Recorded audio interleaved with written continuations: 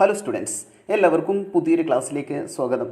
ഇന്നത്തെ ക്ലാസ്സിൽ നമ്മൾ പറയുന്നത് ബികോം BBA ഫിനാൻഷ്യൽ മാനേജ്മെൻറ്റുമായി ബന്ധപ്പെട്ട്, അതായത് ബികോം BBA ഫിനാൻഷ്യൽ മാനേജ്മെൻറ്റിൻ്റെ എക്സാമിന് ചോദിക്കാൻ ചാൻസ് ഉള്ള പ്രധാനപ്പെട്ട ഒരു ടോപ്പിക്കാണ്. അതായത് ഫിനാൻഷ്യൽ മാനേജ്മെൻറ്റുമായി ബന്ധപ്പെട്ട് പ്രധാനപ്പെട്ട ചില ടോപ്പിക്കുകൾ നമ്മൾ ചെയ്തിട്ടുണ്ടായിരുന്നു അല്ലേ, അതൊക്കെ കൃത്യമായിട്ട് പഠിക്കാം. ഇന്നത്തെ ക്ലാസ്സിൽ നമ്മൾ പറയുന്നത് മറ്റൊരു പ്രധാനപ്പെട്ട ടോപ്പിക്കാണ്. അതായത് എക്സാമിന് എസ്എ ടൈപ്പ് അല്ലെങ്കിൽ ഷോർട്ട് എസ്എ ടൈപ്പ് ഒക്കെ ചോദിക്കാൻ ചാൻസ് ഉള്ള പ്രധാനപ്പെട്ട ഒരു ടോപ്പിക്കാണ് ക്യാപിറ്റൽ സ്ട്രക്ചർ എന്ന് പറയുന്നത്.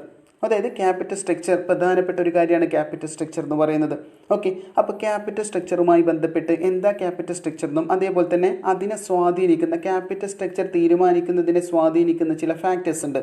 ഇങ്ങനെ രണ്ട് കാര്യങ്ങളാണ് നമ്മൾ ഇന്നത്തെ ക്ലാസ്സിൽ പറയുന്നത്. ഓക്കെ, അപ്പോൾ അത് കൃത്യമായിട്ട് കേൾക്കുക, മനസ്സിലാക്കിയിട്ട് പഠിക്കാൻ ശ്രമിക്കുക. ഓക്കെ, അപ്പോൾ നമുക്ക് ക്ലാസ്സിലേക്ക് കിടക്കാം. ക്യാപിറ്റൽ സ്ട്രക്ചർ എന്താ ക്യാപിറ്റൽ സ്ട്രക്ചർ എന്ന് പറയുന്നത്? അതായത് ഒരു കമ്പനിയെ സംബന്ധിച്ച് ഏറ്റവും പ്രധാനപ്പെട്ട ഒരു ഫിനാൻസിങ് ഡിസിഷനാണിത് ക്യാപിറ്റൽ സ്ട്രക്ചർ തീരുമാനിക്കുക എന്നുള്ളത്. ഓക്കെ, അപ്പോൾ എന്താണ് ക്യാപിറ്റൽ സ്ട്രക്ചർ എന്നറിയണം. ശ്രദ്ധിക്കാം. Capital structure means the proportion of debt and equity in the total capital of the firm. അതായത് ഒരു സ്ഥാപനത്തിൻ്റെ, ഒരു കമ്പനിയുടെ ടോട്ടൽ ക്യാപിറ്റലിൽ എന്ന് പറയുന്നത് കമ്പനിയുടെ സ്വന്തം ഫണ്ട് ഉണ്ടാവാം. അതായത് കമ്പനിയുടെ ഷെയർ ഹോൾഡേഴ്സിൻ്റെ അല്ലെങ്കിൽ ഓണേഴ്സിൻ്റെ ഫണ്ട് ഉണ്ടാവും. അതായത് കമ്പനി ഷെയർ ഇഷ്യൂ ചെയ്തുകൊണ്ട് കണ്ടെത്തിയ ഫണ്ട് ഉണ്ടാവും. അതാണ് കമ്പനിയുടെ ഫണ്ട് അല്ലെങ്കിൽ ഓണേഴ്സ് ഫണ്ട് അല്ലെങ്കിൽ ഷെയർ ഹോൾഡേഴ്സ് ഫണ്ട് എന്ന് പറയാം. അതേപോലെ തന്നെ കമ്പനി കടം വാങ്ങിയ ഫണ്ടും ഉണ്ടാവും, കമ്പനിയുടെ ലോങ് ടേം ബോറോയിങ്സും ഉണ്ടാവും. അപ്പോൾ ഇങ്ങനെയുള്ള ലോങ് ടേം ബോറോയിങ്സും, അതായത് കമ്പനി കടം വാങ്ങിയ ഫണ്ടും കമ്പനിയുടെ സ്വന്തം ഫണ്ടും തമ്മിലുള്ള അനുപാതത്തെയാണ് നമ്മൾ എന്ത് പറയുക, ക്യാപിറ്റൽ സ്ട്രക്ചർ എന്ന് പറയും. ഓക്കെ, കമ്പനിയുടെ സ്വന്തം ഫണ്ടും കടം വാങ്ങിയ ഫണ്ടും തമ്മിലുള്ള അനുപാതത്തെയാണ് നമ്മൾ എന്ത് പറയുന്നത്, ക്യാപിറ്റൽ സ്ട്രക്ചർ എന്ന് പറയുന്നത്. അപ്പോൾ ഒരു ഫിനാൻഷ്യൽ മാനേജ്മെൻറ്റിനെ സംബന്ധിച്ച് അല്ലെങ്കിൽ ഒരു ഫിനാൻസ് മാനേജറെ സംബന്ധിച്ച് ഏറ്റവും പ്രധാനപ്പെട്ട ഒരു തീരുമാനമാണ് ഇത് ക്യാപിറ്റൽ സ്ട്രക്ചറിനെ സംബന്ധിക്കുന്നത്. അതായത് ക്യാപിറ്റൽ സ്ട്രക്ചർ എന്ന് പറയുന്നത് അപ്രോപ്രിയേറ്റ്, ഒരു സ്ഥാപനത്തിന് അനുയോജ്യമായിട്ടുള്ള ക്യാപിറ്റൽ സ്ട്രക്ചർ ആയിരിക്കണം എന്ത് ചെയ്യേണ്ടത്, തീരുമാനിക്കേണ്ടത്. ഓക്കെ, അപ്പോൾ ക്യാപിറ്റൽ സ്ട്രക്ചർ എന്ന് പറയുന്നത് ശ്രദ്ധിക്കുക. Capital structure means the proportion of ഡെപ്റ്റ് and equity in the total capital of the company. ഒരു കമ്പനിയുടെ ടോട്ടൽ ക്യാപിറ്റലിൽ ഡെപ്റ്റിൻ്റെയും ഇക്വിറ്റിയുടെയും പ്രപ്പോർഷൻ, ഡെപ്റ്റ് എന്ന് പറയുന്നത് കടം വാങ്ങിയ ഫണ്ട്, ഇക്വിറ്റി എന്ന് പറയുന്നത് സ്വന്തം ഫണ്ട്, അത് രണ്ടും തമ്മിലുള്ള പ്രപ്പോർഷനെയാണ് എന്ത് പറയുക, ക്യാപിറ്റൽ സ്ട്രക്ചർ എന്ന് പറയാം. ഓക്കെ, ഡെപ്റ്റ് capital is the company's long term borrowings. നമ്മൾ പറഞ്ഞിട്ടുണ്ട് ഡെപ്റ്റ് ക്യാപിറ്റൽ എന്ന് പറയുന്നത് എന്താ, കമ്പനിയുടെ ബോറോയിങ്സ് ആണ്, കമ്പനി കടം വാങ്ങുന്ന ഫണ്ടാണ്. Equity capital is the long term fund provided by the shareholders or owners of the company. അതായത് ഇക്വിറ്റി ക്യാപിറ്റൽ എന്ന് പറയുന്നത് എന്താണ്, ഷെയർ ഹോൾഡേഴ്സ് ഫണ്ടാണ് അല്ലെങ്കിൽ ഓണേഴ്സ് ഫണ്ടാണ്. അതായത് capital collected through the issue of shares. Company share issue ചെയ്തുകൊണ്ട് കണ്ടെത്തുന്ന ഫണ്ടാണ് ഇത് equity capital എന്ന് പറയുന്നത്. അപ്പോൾ ഈ ഡെപ്റ്റ് ക്യാപിറ്റലിൻ്റെയും ഇക്വിറ്റി ക്യാപിറ്റലിൻ്റെയും മിക്സാണ് എന്ത്, ക്യാപിറ്റൽ സ്ട്രക്ചർ എന്ന് പറയുന്നത്. അല്ലെങ്കിൽ ഡെപ്റ്റ് ക്യാപിറ്റലിൻ്റെയും ഇക്വിറ്റി ക്യാപിറ്റലിൻ്റെയും അനുപാതമാണ് എന്ത്, ക്യാപിറ്റൽ സ്ട്രക്ചർ എന്ന് പറയുന്നത്. ഓക്കെ അല്ലേ, മനസ്സിലായിട്ടുണ്ടാവുമല്ലോ. ക്യാപിറ്റൽ സ്ട്രക്ചർ ശ്രദ്ധിക്കുന്നൂടെ. Capital structure means the proportion of ഡെപ്റ്റ് and equity in the total capital of the company. Total ക്യാപിറ്റലിൽ ഡെപ്റ്റിൻ്റെയും ഇക്വിറ്റിയുടെയും പ്രൊപ്പോർഷനെയാണ് എന്ത് പറയുന്നത്, ക്യാപിറ്റൽ സ്ട്രക്ചർ എന്ന് പറയുന്നത്. ഓക്കെ അല്ലേ. നെക്സ്റ്റ് ശ്രദ്ധിക്കാം, ഒപ്റ്റിമം ക്യാപിറ്റൽ സ്ട്രക്ചർ. അതായത് ക്യാപിറ്റൽ സ്ട്രക്ചർ എന്ന് പറയുന്ന സമയത്ത് നമ്മൾ പറഞ്ഞു ഡെപ്റ്റും ഇക്വിറ്റിയും തമ്മിലുള്ള അനുപാതമാണ് അല്ലെങ്കിൽ രണ്ടിൻ്റെയും മിക്സാണ്.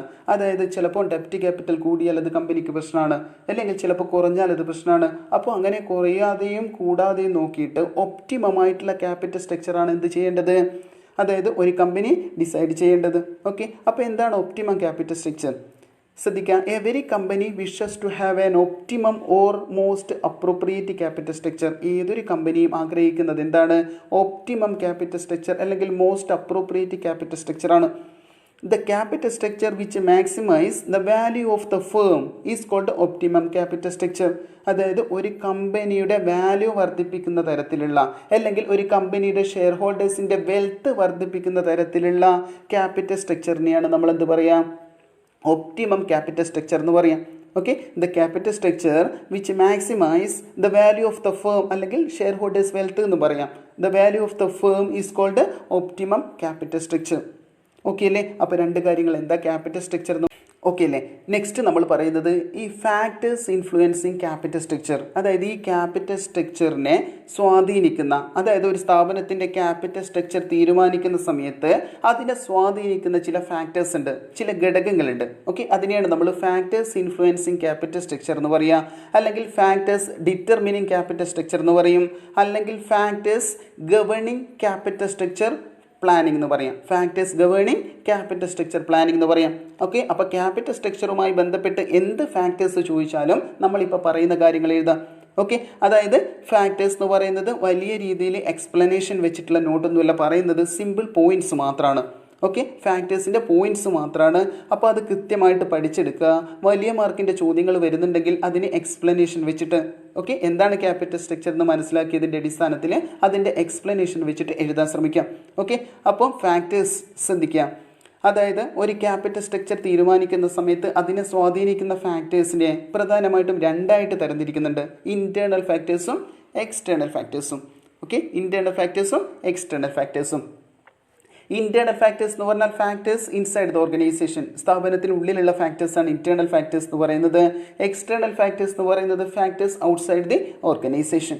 ഓക്കെ, അപ്പോൾ ഇന്റേണൽ ഫാക്ടേഴ്സ് ഏതൊക്കെയാണെന്ന് നോക്കാം. അതായത് ക്യാപിറ്റൽ സ്ട്രക്ചർ തീരുമാനിക്കുന്ന സമയത്ത് അതിനെ സ്വാധീനിക്കുന്ന internal factors: 1 profitability, 2 liquidity, 3 flexibility, 4 size of business, 5 nature of business, 6 regularity and certainty of income, 7 period and purpose of financing, 8 asset structure.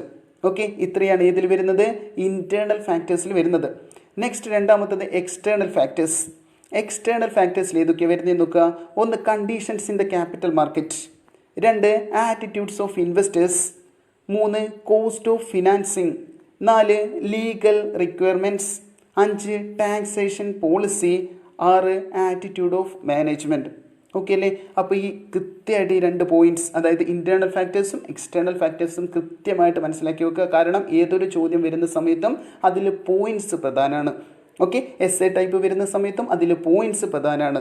Okay, അപ്പോൾ പോയിന്റ്സ് എഴുതിയിട്ട് ബാക്കി നിങ്ങളുടെ സ്വന്തം ഭാഷയിൽ എന്ത് ചെയ്യുക, അതിൻ്റെ എക്സ്പ്ലനേഷൻ എഴുതാൻ ശ്രമിക്കുക.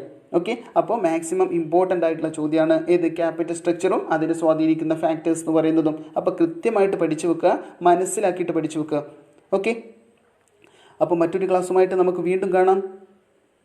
അതുവരേക്കും ബൈ.